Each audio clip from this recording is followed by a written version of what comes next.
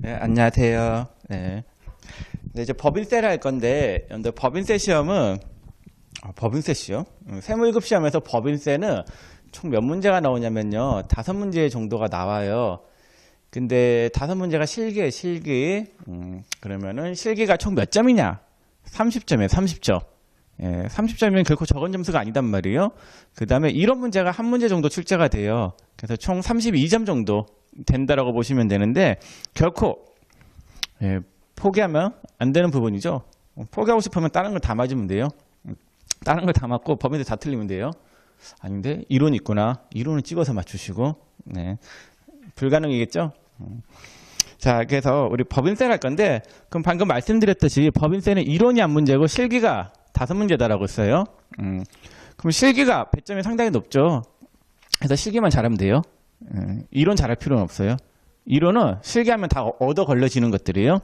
그래서 실기 위주로 공부를 하시면 되겠습니다.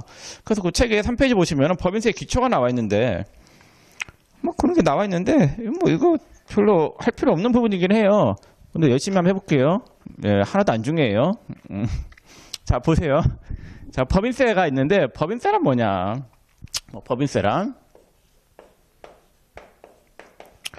자, 법인세란, 그런 거예요. 예, 법인이 번 돈 있잖아요. 법인이 번 소득에 대하여 과세하는 거. 소득에 대하여 과세하는 게 법인세예요. 법인세라고 하는 거는 법인이 번 소득에 대하여 과세하는 게 법인세인데, 자, 일단은 여기서 나오는 게 뭐가 나오냐면요. 법인이다라는 말이 나오죠. 그럼 납세의무자가 누구냐? 뭐 여기에 대한 문제가 발생하겠죠. 예, 법인세의 납세의무자는 누가 되느냐? 자, 이 부분에 대한 문제가 하나가 발생할 거고, 자, 그 다음에 번 소득에 대해서 과세한다라고 했는데, 그럼 과세 대상은 어떤 거냐? 어떤 거에 대해서 과세를 하느냐? 두 가지에 대한 내용을 먼저 살펴보고 가겠습니다. 자, 납세의무자. 그래서 3페이지에 2번에 법인세 납세의무자라고 되어 있죠. 법인세 납세의무자는 누가 되느냐? 법인이에요, 법인. 당연히 법인이 내는 세금이겠죠. 그래서 법인세 납세의무자는 법인이 된다라는 거. 자, 그럼 납세의무자가 법인인데, 이 법인이 있잖아요. 일단 우리가 크게 두 가지로 나눌 수 있단 말이에요. 그럼 좀 이따 나누고, 좀 이따 나눌게요. 그래서 납세의무자는 법인이에요. 그 다음에 번소득에 대해서 과세한다라고 했는데, 과세 대상은 번소득이에요. 그럼 법인이 벌 수 있는 소득은 크게 세 가지로 나누고 있단 말이에요. 첫 번째, 각 사업연도 소득금액이다라고 하는 게 있고, 각 사업연도 소득. 자, 그 다음에 두 번째 뭐가 있느냐? 청산소득이 있어요. 청산소득. 자, 그 다음에 세 번째 뭐가 있냐면요. 토지 등 양도소득에 대한 법인세. 토지 등 양도소득에 대한 법인세가 있는데, 요 세 가지가 과세 대상이 돼요. 그래서 여러분들 교재 그 몇 페이지 보시냐면요. 그 4페이지, 다음 페이지 보시면은 과세소득의 범위 해가지고 세 가지가 나와 있죠. 각사업연도 소득, 그 다음에 청산소득, 그 다음에 토지 등 양도소득에 대한 법인세가 있는데, 요 세 가지가 이렇게 있어요. 자, 그러면은 시험에서 요 두 가지 있잖아요. 청산소득하고 토지 등 양도소득. 요건 시험에 안 나와요, 이 소득은. 우리가 주로 배우는 소득은 요 소득이에요. 그래서 결국은 법인세는 뭐냐면요. 법인세는 법인이 번 각 사업연도 소득에 대해서 과세하는 게 법인세다. 이렇게 아시면 되세요. 자, 그러면 여러분들 다시 3페이지로 가보시면은 그 법인세 납세의무자의 법인이 있는데, 이 법인을 좀 구분을 좀 해볼게요. 자, 법인. 자, 법인은 일단은 영리법인이 있고 비영리법인이 있어요. 자, 영리법인이 있고 비영리법인이 있는데, 영리와 비영리를 나누는 기준은 뭐냐면요. 벌어들인 돈들을 구성원들이 나눠 먹느냐 안 나눠 먹느냐로 나누어요. 그래서 영리법인, 영리자 들어가는 법인은 벌어들인 돈을 구성원들이 나눠 먹는 단체를 영리단체다라고요. 그래서 영리법인은 돈을 벌면은 주주들이 다 가져가죠. 네, 뭐 그런 거예요. 자, 근데 비영리단체는 벌어들인 돈을 구성원들이 나눠 먹지 않고 그 회사의 고유 목적 사업을 위해서 쓰는 단체를 비영리법인이다라고요. 그래서 예를 들어서 뭐 교회가 있다, 교회가 법인이다, 비영리 법인이다라고 하면은 교회는 벌어들인 돈을 구성원들이 나눠 먹어요, 아니면 그 교회의 고유 목적 사업을 위해서 써요? 고유목적 사업을 위해서 쓰잖아요. 비영리법인이요. 자, 그러면은 비영리법인은 법인세 과세를 안 해요. 과세를 안 한단 말이에요. 왜냐면은 수익사업을 영위하지 않기 때문에. 예, 수익사업이 아니기 때문에 과세를 안 해요. 근데 비영리법인이다 하더라도 수익사업을 영위하는 경우가 있어요. 뭐 교회 같은데, 뭐 교회 같은 경우에 뭐 다른 수익사업을 영위도 할 수 있는 거 아니에요? 교회에서 만약에 매점을 운영한다. 그 매점에서 나오는 수익은 법인세 과세해야 될까요? 안 해야 될까요? 당연히 과세해야 되겠죠. 그래서 비영리법인은 과세를 안 하는데 어디에 대해서는 과세하냐면요. 수익사업에서 발생한 소득. 수익사업에서 발생한 소득은 과세를 한다라는 거. 근데 영리법인 있죠, 영리법인. 영리법인은 다 과세해야 되겠죠. 예, 수익사업은 과세해요. 영리법인은 뭐 모든 소득에 대해서 다 과세해요. 예, 벌면 다 과세해요. 이렇게 나눠져요. 영리법인은 모든 소득에 대해서 다 과세를 하는데 비영리법인은 과세 안 해요. 어디서만 과세하냐면요. 수익사업에서 발생한 소득만 과세한다라는 거. 그래야 되겠죠. 자, 그 다음에 우리가 법인을 나눌 때 또 어떻게 나눌 수 있냐면요. 내국법인하고 외국법인을 나눌 수 있어요. 내국법인하고 외국법인을 나눌 수 있습니다. 내국법인하고 외국법인을 나누는 기준은 뭐냐면요. 본점 소재지가 국내에 있느냐 해외에 있느냐 그 차이예요. 본점 소재지가 국내에 있으면 내국법인, 본점 소재지가 외국에 있으면 외국법인이단 말이에요. 자, 그러면은 이 내국법인 같은 경우에는 국내에서 번 것뿐만 아니라 국외에서 번 모든 소득에 대해서 다 과세를 해요. 외국법인이다라고 하면은 국외에서 번 소득에 대해서만 과세한다라는 거. 아니. 국내요, 국내. 당연하겠죠. 우리나라 법인이다라고 하면은 다 과세해야 되겠죠. 해외에서 번 것까지. 근데 외국 법인이다라고 하면은 당연히 주네 나라에서 본 거는 주네 나라에서 과세해야지 우리나라에서 과세할 필요는 없단 말이에요. 그래서 외국 법인이다라고 하면은 국내 소득에 대해서만 과세하고 내국 법인이다라고 하면은 국내외에서 번 소득 모든 소득에 대해서 다 과세한다라는 거. 그런 내용이 거기 있습니다. 3페이지에. 하나도 안 중요해요. 그냥 한번 해봤어요. 뭐 제가 이거 이야기하면 할 얘기 엄청 많은데 여기서 끊을게요. 자, 4페이지 보겠습니다. 4페이지. 자, 그래서 가세 소득이 있죠. 자, 그래서 영리법인이 뭐 이러한 소득을 벌 수 있는 거고 또 비영리법인도 이러한 소득. 뭐 요렇게 뭐 이런 소득, 이런 소득. 얘도 이런 소득, 뭐 이렇게 다 볼 수 있잖아요. 한번 그래프 한번 그려볼게요. 자, 그래프는 이렇게 네 가지로 나오게 될 거예요. 법인을 결합을 시켜보겠습니다. 자, 먼저 내국영리법인이 있어요. 내국영리법인. 그 표가 있죠, 표. 4페이지 하단에 표 1 이야기하는 거예요. 내국영리법인이 있고 그 다음에 이렇게 연결시켜야겠다. 내국 비영리가 있습니다. 그 다음에 외국하고 또 연결을 시켜볼게요. 외국 영리법인이 있고 그 다음에 외국 비영리하고 연결을 시켜볼게요. 외국 비영리.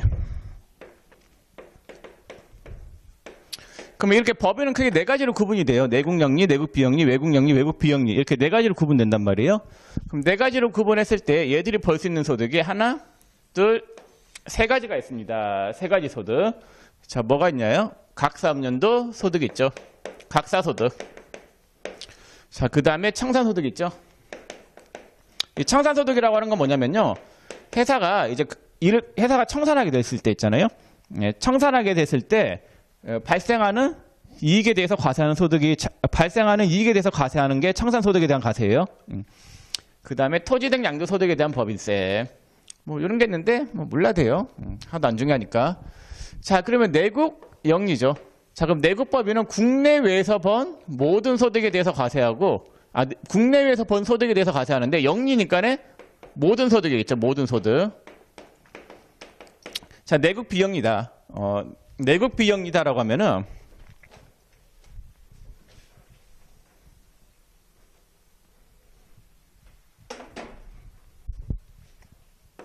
내국 비영리.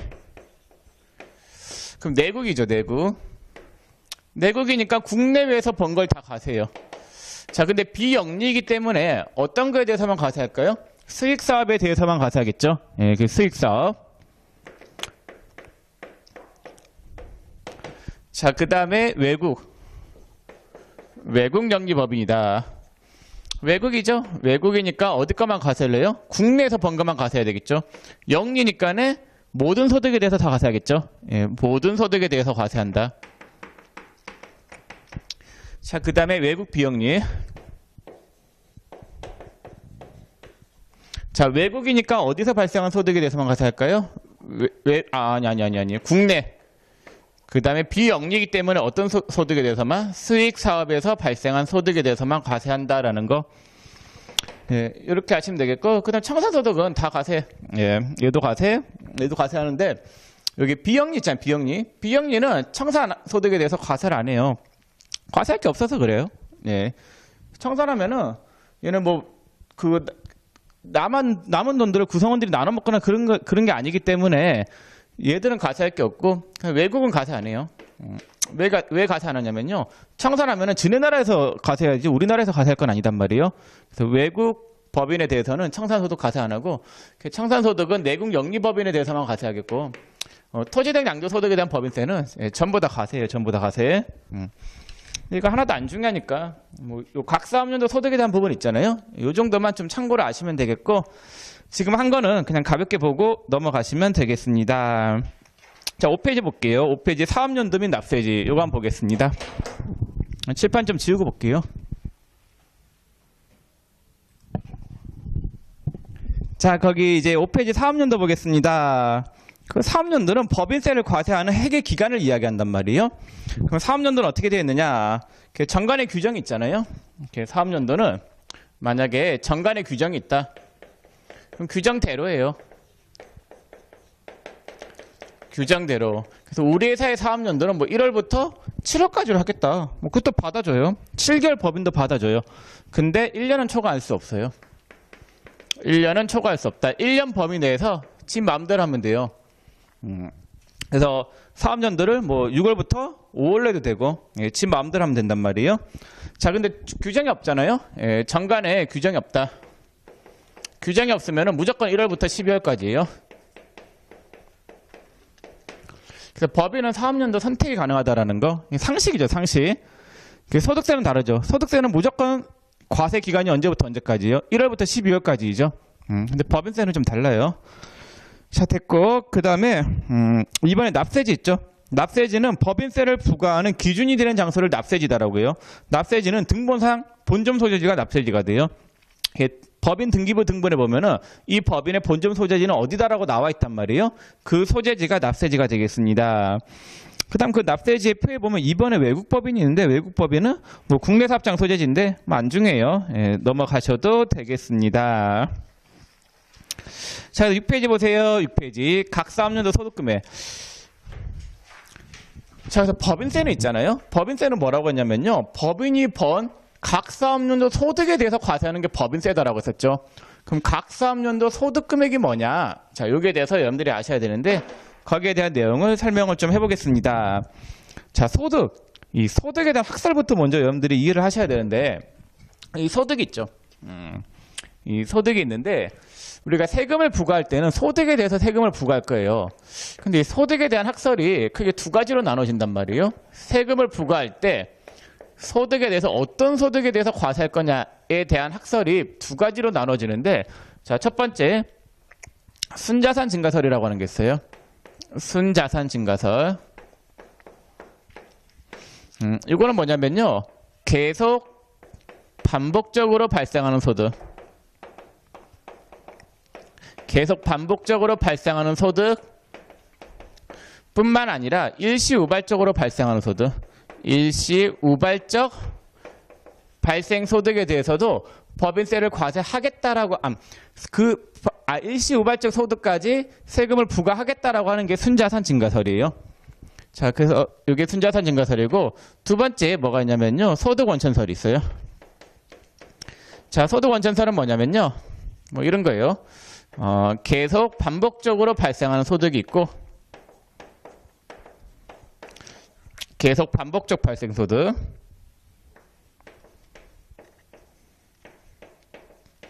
그다음 두 번째 일시우발적으로 발생하는 소득이 있는데, 일시우발적 발생 소득.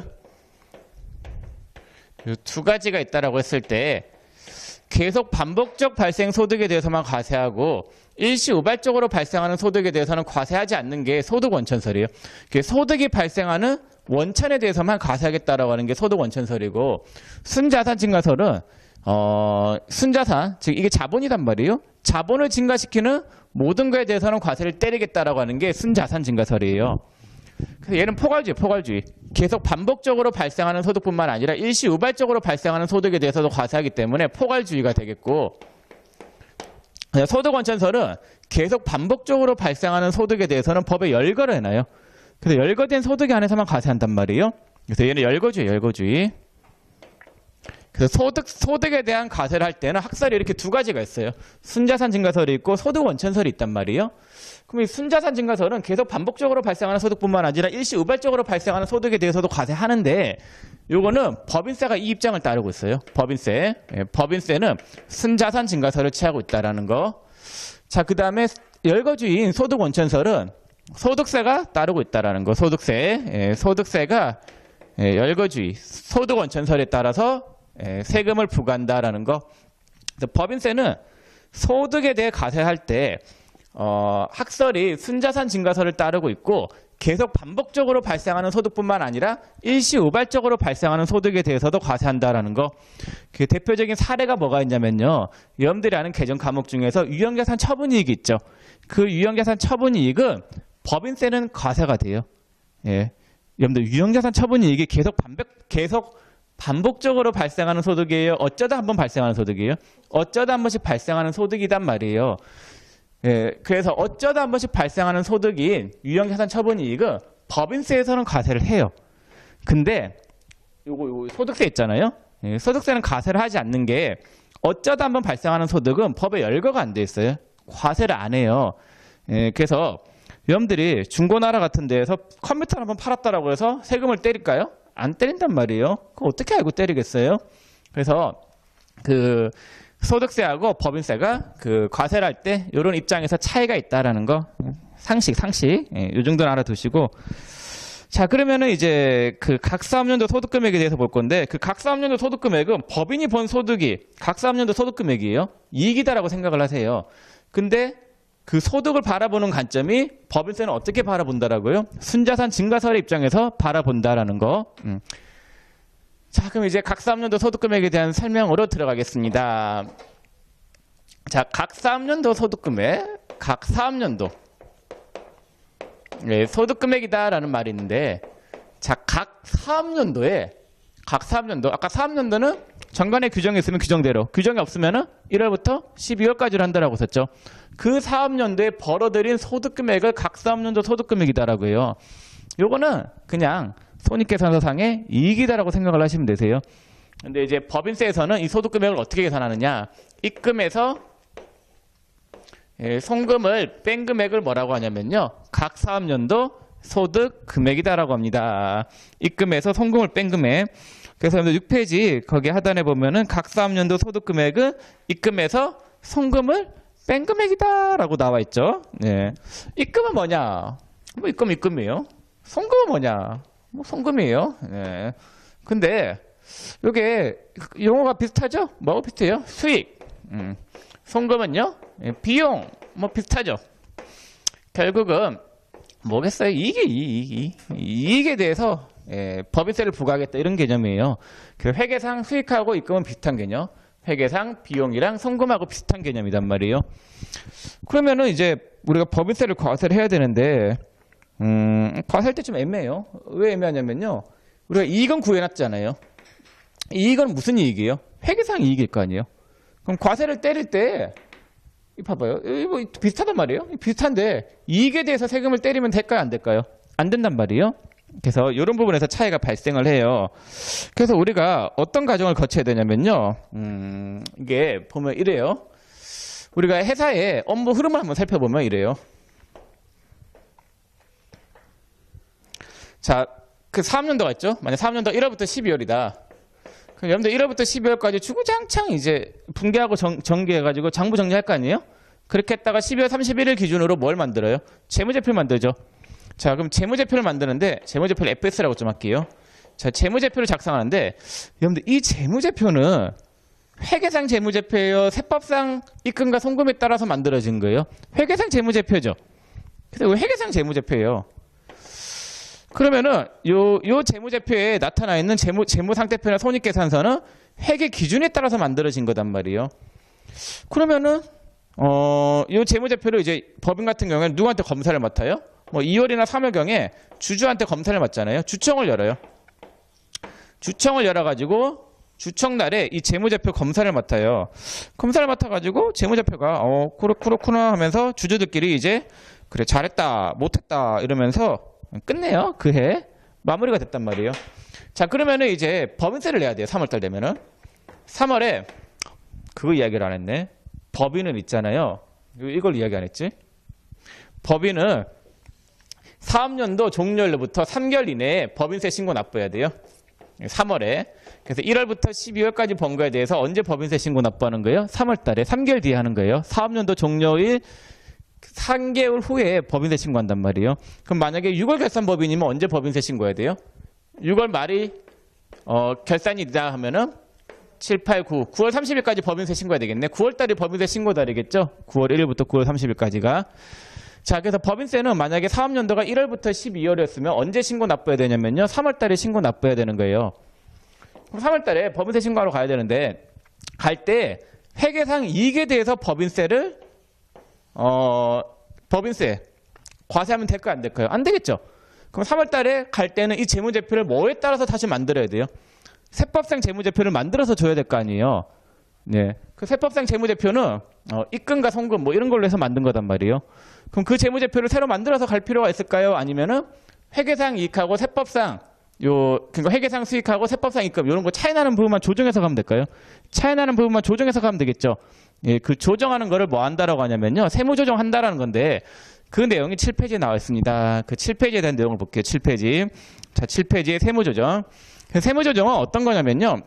3월 달에 법인세 신고를 하러 가야 되는데 우리가 만들어 놓은 재무제표로 세금을 내려고 봤더니 그 재무제표는 회계상 재무제표인 거예요. 세법상 재무제표가 아니라. 그래서 세법상 재무제표를 다시 만들어야 되는데 3월 달에 그 만들 시간이 어디 있겠어요.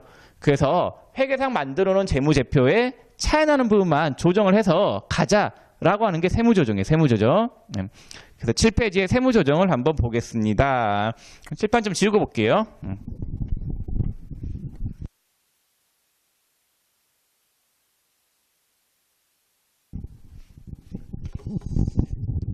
자, 여기 회계가 있는데 회계 갭이라고 할게요. 기업회 기준. 자, 기업회 기준에 따라서 우리가 수익에서 비용을 뺀 이익을 구할 거 아니에요. 자, 이익이 이렇게 나왔어요. 그 회계상 수익하고 회계상 비용이 나와서 이익이 이렇게 나오는데 그 세금을 부과할 때는 수익에서 비용을 뺀 이익에 대해서 부과하면 안 되잖아요. 그 세법에서는 수익에 대응되는 개념으로 뭘 쓴다라고 했냐면요. 입금이다 이런 말을 쓴다라고 했었고 그 다음 비용에 대응되는 개념으로 뭘 쓴다라고 했냐면요. 송금이라고 하는 용어를 쓴다라고 했어요. 그래서 입금에서 송금을 뺀 금액을 뭐라고 하냐면요. 소득금액이다라고 해요. 소득금액인데 각 사업연도에 번 소득금액이다라고 해서 각 사업연도 소득금액 그런 말을 쓰는 거예요. 제가 일단 그냥 소득금액이다라고 쓸게요. 자, 그러면 우리가 요 소득금액을 구해야 되는데 세금을 부과할 때는 당연히 송금을 뺀 소득금액에 대해서 과세를 해야 될 거 아니에요? 요거를 구해야 되는데 요걸 다시 구하는 게 만만치 않단 말이에요. 그래서 차이 나는 부분만 조정하면 될 거 아니에요. 그래서 예를 들어 가지고 회계상 수익을 봤더니 수익이 100이에요. 그럼 세법상 입금은 120이었던 거예요. 그럼 차이 나는 부분이 얼마예요? 20이죠. 20만 조정하면 되는 거예요. 그러면은 수익은 플러스 항목이죠. 예, 그럼 입금에 얼마를 더 플러스 시키겠다라는 거예요. 20은 더 플러스 시키겠다라는 거죠. 그걸 우리가 뭐라고 하냐면요. 입금에 더 플러스 한다 이런 말을 써서 입금 산입이다 이런 말을 써요. 입금 산입. 그래서 입금 산입 20원 시키면 될 거 아니에요. 예, 그러면은 100에서 20을 더해서 수익 100에서 20을 더해서 120이 되는 거잖아요. 자, 그 다음 만약에 수익이 100이었는데 세법상 입금을 봤더니 입금이 80이에요. 그럼 입금이 얼마가 빠져요? 20이 빠지죠. 네, 그럼 입금 20 빼면 되는 거예요. 그걸 우리가 뭐라고 하냐면요. 입금에서 20을 뺀다라고 해서 입금 불산입 뭐 그런 용어를 써요. 입금에 산입하지 않겠다라고 해서 입금 불산입이라고 하는 용어를 쓰겠습니다. 자, 그다음 비용도 봤어요. 비용도 만약에 회계상 비용이 100이었어요. 근데 세법상 송금이 120이었던 거예요. 그럼 세법이 더 많죠, 송금이. 그럼 세법으로 가는 과정에서 20원을 더 플러스해야 될 거 아니에요. 예. 그래서 어디에 더 플러스를 시켜요? 세법상 송금에다가 더 플러스를 시켜야 되는 거잖아요. 그걸 우리가 뭐라고 하냐면요. 송금을 더한다라고 해서 송금 산입한다 이런 말을 써요. 송금 산입. 이렇게 하면 되겠고. 자, 그 다음에 회계상 비용이 100인데 세법상 송금이 80이었어요. 자, 그러면 송금이 어떻게 돼요, 지금? 더 적죠? 송금을 빼야 되죠. 비용에 있는 것 중에서. 얼마를 잡아 빼야 돼요? 20원을 잡아 빼야 되잖아요. 예, 그걸 우리가 뭐 한다라고 하냐면요. 송금을 불산입시킨다 이런 말을 써요. 그래서 그걸 뭐라고 하냐면요. 송금 불산입이다. 그런 말을 쓰겠습니다. 송금 불산입. 그래서 비용 100에서 20을 잡아 뺐으니까 송금을 빼는 거잖아요. 예, 그걸 뭐라고 하냐면요. 송금 불산입이다. 예, 그런 말을 쓰겠습니다. 그래서 요 회계상 수익과 세법상 입금, 회계상 비용과 세법상 송금 요 차이 나는 부분만 조정하는 거 이걸 우리가 뭐 했다라고 하냐면요. 세무조정했다. 그런 말을 써요. 세무조정. 자, 근데 조정이 지금 몇 개가 나와요? 4개가 나오죠. 근데 4개로 하면 좀 복잡하단 말이에요. 비슷한 것끼리 묶어요. 자, 어떤 식으로 묶냐면요. 우리가 지금 가는 과정이 회계상 이익이 세법상 소득금액으로 가는 과정이단 말이에요. 이 가는 과정에서 조정을 크게 2가지로, 그러니까 회계상 이익을 세법상 소득금액으로 가는 거, 이걸 우리가 뭐 한다라고 했냐면요. 세무조정한다라고 했었죠. 예, 세무 조정한다 이런 말을 쓰는데 이 조정은 크게 2가지로 나눠요.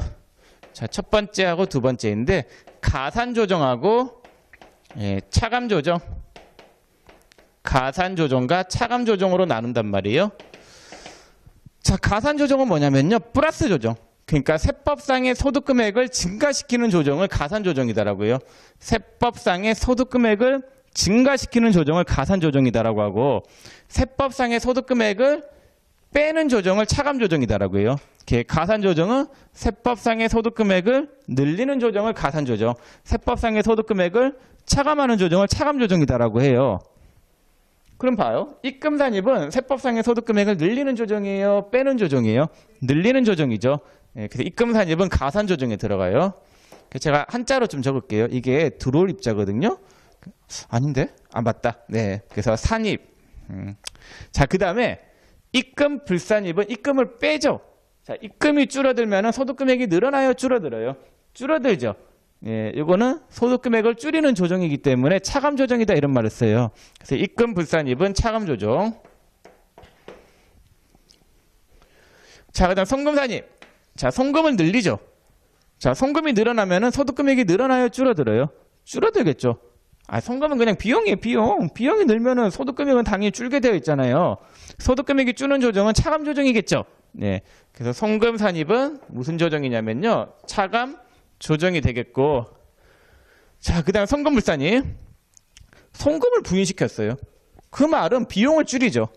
예, 비용을 줄였다 이 말은 그만큼 이익이 늘어나겠죠. 즉 소득금액이 늘어나는 거잖아요. 그래서 송금 불산입은 가산 조정입니다. 가산 조정. 네. 송금 불산입은 가산 조정. 예, 이렇게 되겠습니다. 그래서 이 세무조정 있잖아요. 회계상 이익을 세법상 소득금액으로 바꿔주는 이 세무조정은 조정이 크게 2가지로 나눠진다라는 거. 가산조정하고 차감조정인데 가산조정에 해당하는 조정은 입금산입, 송금불산입. 그 다음에 차감조정에 해당하는 거는 입금불산입, 송금산입인 거예요. 그래서 조정은 이렇게 2가지로 나눠지겠습니다. 그래서 여러분들이 나중에 조정할 때는 이걸 입금산입, 송금불산입은 나눌 필요 없이 그냥 다 플러스 조정이다. 예, 송금산입, 입금불산입은 차감조정이다. 뭐 이게 함께 쓰인단 말이에요. 그래서 입금불산입인 걸 송금산입을 해도 상관없어요. 다 같은 거니까. 자, 그래서 이걸 뭐라고 하냐면요. 세무조정이다. 이런 말을 쓰겠습니다. 그래서 세법은 있잖아요. 뭐 하는 거냐면요. 결국은 법인세는 뭐 하는 거냐면요. 결국 세무조정하는 거예요. 우리가 맨날 하는 일이 회계는 어떻고 세법은 어떻다. 차이 나는 부분이 뭐다라고 해서 그 조정하는 것만 배우게 될 거예요. 네. 자, 그래서 7페이지에 세무조정에 대한 내용 설명을 다 했고 그래서 그 8페이지 상단에 보시면은 가산 조정, 차감 조정 해가지고 사례, 뭐 세무 조정은 어떻게 된다라고 제가 적어놨죠? 예, 그거 보시면 되겠고. 자, 그 다음에 8페이지 그 가운데 3번에 결산 조정 사항과 신고 조정 사항이 있죠? 이건 지금 배우면 너무 어려워요. 나중에 제가 그 본문에 들어갔을 때, 본론에 들어갔을 때 그때 설명을 할 거고, 지금 넘어가세요. 예, 넘어가시고 그 9페이지에 소득처분 있죠? 예, 소득처분을 바로 보시기 바랍니다. 자, 소득처분. 자, 9페이지에 소득처분이 있는데 이 소득처분이 뭐냐? 이게 어렵죠? 여러분들이 이제 법인세를 처음 공부할 때 맞닥뜨리는 벽이 소득처분이에요. 저도 그 법인세 처음 공부할 때 너무 어렵더라고요. 회계도 잘 모르는데 법인세 수업 듣다가 완전 망했어요, 저는. 그래서 요까지는 그나마 좀 알아듣겠는데 그 소득처분 들어가니까 거의 멘붕이더라고요. 그래서 여러분들한테 저와 같은 멘붕을 맛보지 않게 하기 위해서 막 이렇게 어떻게 설명하면 잘할까 해가지고 되게 잘해요. 근데 여러분들 어떻게 받아들일지 모르겠다. 그래서 소득처분에 대해서 설명을 좀 드려볼게요. 자, 이거는 뭐냐면요. 이런 거예요. 여러분들 만약에 회계상 이익이 있는데 이익이 지금 만약에 이렇다. 수익이 500에서 이렇게 해볼까? 자, 회계상 봤어요. 회계상. 자, 회계상 수익에서 비용을 빼요. 그럼 뭐가 나오냐면요. 이익이 나오죠. 자, 그럼 수익이 500이었다. 그럼 비용이 200이었다. 이익이 300원이죠. 자, 그럼 봐봐요. 수익 500원. 이거 누구한테 들어왔는지 알아요? 몰라요? 당연히 알아요. 세금계산서 발행할 거 아니에요. 매출했으면은. 비용 200원. 나갔으면 증빙이 있을 거 아니에요. 누구한테 나갔는지 알아요? 몰라요? 다 알죠? 자, 이익 300원. 주주들이 가져갔겠죠. 그럼 배당으로 가져갔으면 다 알 거 아니에요? 다 알아요. 그래서 회계상 붕괴놓은 것들은 그 돈이 어디로 갔는지 다 알아요. 근데 세법을 봤더니 세법상 살펴봤더니 수익이 500이 아닌 거예요. 700인 거예요. 700. 비용은 200이다라고 할게요. 그럼 이익이 500이죠. 어떤 돈이 지금 어디로 갔는지 몰라요? 200만큼 더 플러스가 됐잖아요. 그러면 수익 200을 더 플러스 시키는 조정을 세무조정을 우리가 뭐 한다라고 했어요? 입금 산입이다라고 했었죠. 입금 산입 200원. 여기까지는 됐어요. 이걸 우리가 뭐 했다라고 해요? 세무조정했다 이런 말을 쓰잖아요. 그럼 입금 산입 200원을 시켰는데 이 200원에 대한 돈의 행방을 밝혀주는 게 뭐냐면요. 소득처분이에요. 그러니까 우리가 수익이 200, 그러니까 지금 회사가 수익이 200원 더 늘어났잖아요. 그럼 세무조정을 해가지고 입금 산입 시켰으면은 이익이 더 늘어났단 말이에요. 그럼 그 200원이 어디로 갔는지 알려줘야 될 거 아니에요. 세무서에다가. 그 소득이 어디로 갔는지 알려주는 걸 우리가 뭐라고 하냐면요. 예, 그 소득 200원만큼 더 들어온 거 여기에 대한 소득의 행방을 알려주는 걸 우리가 뭐라고 하냐면요. 소득처분이다 이런 말을 써요. 그래서 수익 200이 더 회사가 보기에는 세법 입장에서 봤을 때 수익 200원이 분명히 더 늘어났는데 이 돈이 회사 내에 없다. 회사 내에 없다라고 하면 이 돈 누가 가져간 걸로 보겠어요? 대표이사가 돈 가져간 걸로 볼 거 아니에요? 네. 그래서 이 돈의 행방을 밝혀주는 게 뭐냐면요. 소득처분이 되겠습니다. 예, 소득처분. 그래서 여기에 대한 내용을 봐야 되는데 요거는 잠깐 쉬었다가 보도록 그러니까 상세한 내용은 이거 잠깐 쉬었다가 보도록 하겠습니다. 잠깐만 쉴게요.